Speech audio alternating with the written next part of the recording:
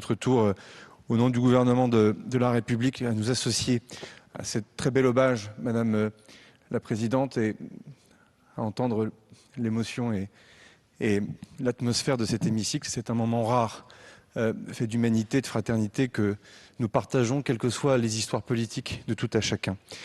À mon tour, au nom du gouvernement, mais aussi peut-être sur un terrain plus personnel, je veux saluer le militant extraordinaire qu'il a été. Militant gaulliste, ça a été rappelé, patron de l'UJP, ayant été une des grandes figures de nombreuses campagnes électorales de 1995.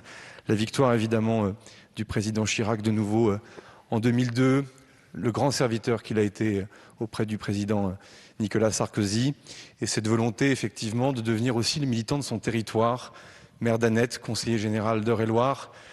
Nous étions voisins de département et j'ai pu témoigner à quel point cet enracinement comptait pour lui. Puis bien sûr, sans jamais être idéologue, c'était un homme d'idées et militant pour ses idées. Le président Wauquiez a rappelé ce combat discret pour la protection de l'enfance, un combat plus vocal pour la souveraineté de notre pays, y compris sa souveraineté industrielle.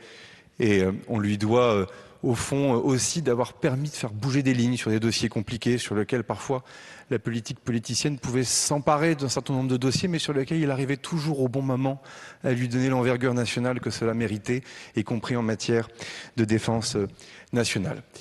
Le dernier propos, pour moi, il est lié à ce qu'il est, à ce qu'il a signifié dans cet hémicycle, à ce qu'il a signifié pour ses électeurs dans sa circonscription. C'est au fond un être d'une profonde humanité. Et la puissance personnelle qu'Olivier Marleix était capable de dégager venait de cette humanité extraordinaire qui ne laissait personne indifférente et indifférent. Et donc, au nom du gouvernement, je veux dire à ses proches que nous sommes à vos côtés dans ce deuil douloureux et que nous n'oublierons jamais ce qu'il a fait pour la France et les Français. Merci beaucoup.